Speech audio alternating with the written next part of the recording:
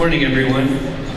It's a pleasure to explain to you first about what the Corbett Ryan Pathways Award is. You'll hear about our awardee in just a second, but this award is given to an individual who has shown excellence in the pursuit and achievement of quality of life while living with a physical challenge. The person demonstrates motivation and achievement in pursuing and accomplishing personal and vocational professional goals, demonstrates a creative approach to their education and participation in their vocation. The person presents an example of a positive approach to quality of life. I think positive, she's got positive squared, in my opinion, and serves as a role model, demonstrating sensitivity to others and respect for self. So it's my pleasure to announce, I know many of you know it already, but this year's Corbett Ryan Pathways Pioneer Award is, the recipient is Allison Kessler, physician at the Shirley Ryan AbilityLab. Congratulations, Allison.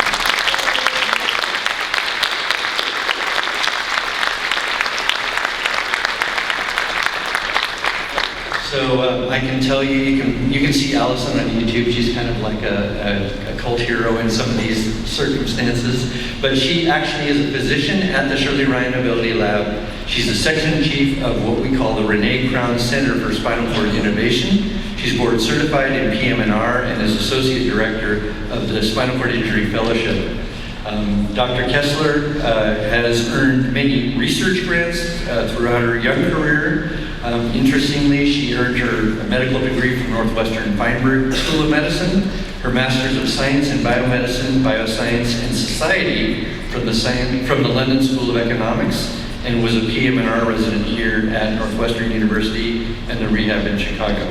Allison was an undergraduate at Harvard, that little school in Boston, where she was also the coxswain of the crew team at Harvard, which is pretty cool. She's done a huge amount, and so it's my pleasure to award her this award. And Corbett Ryan, who's with us, who's a pioneer himself, is going to conduct a little mini interview with Allison. So again, congratulations, Allison.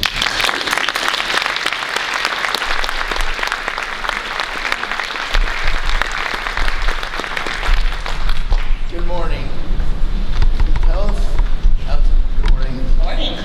Tell us your story, please.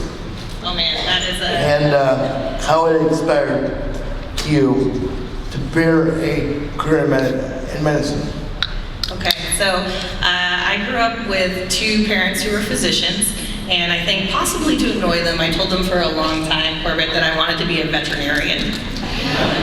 So I always loved science and medicine, but it wasn't until I was in high school I had a spinal cord injury from a ski jumping accident. And my dad and my mom had actually recently moved out to Chicago about 6 months before my injury, and so I got flown out here to do my rehabilitation here in Chicago at what was then called the Rehabilitation Institute of Chicago.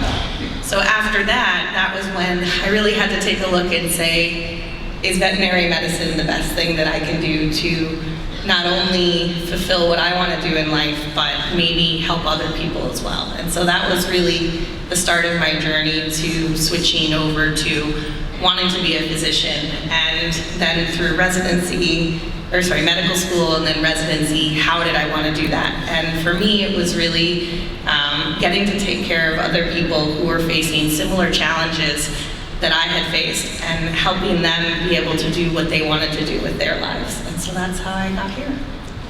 Awesome. You're interested in pregnancy and parenting for those with spinal cord injuries.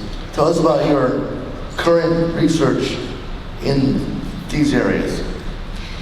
So as I'm sure all of you guys know today, most of us wouldn't be here without those people who surround us and lift us up and take care of us. And family for me has always been really important.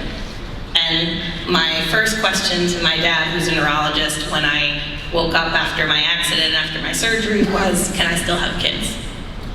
And he, to this day, is still confused as to why that was my first question. It wasn't, can I walk? It wasn't any of those other things. And for me, that's because I knew that when I saw my future life, it had a family, and it had laughter and joy and children in it. And once again, for me, since I knew that that was so important for me, that when I looked at the landscape of spinal cord injury medicine, most of it was focused on men because, again, population-wise, there's more men with spinal cord injuries. And so I wanted to look at women and say, how can we help them fulfill their dream of being a parent? And then I realized that being a parent's hard for men or women and everybody in between. And so then I said, well, I need to do better and not just work on the pregnancy part, but really help people of all abilities who want to be a parent, whatever that looks like, get to do that. And so that's what I'm working on now. Awesome. And tell us about your teaching experience, please. So after I graduated, I started teaching for Northwestern, the Feinberg School of Medicine.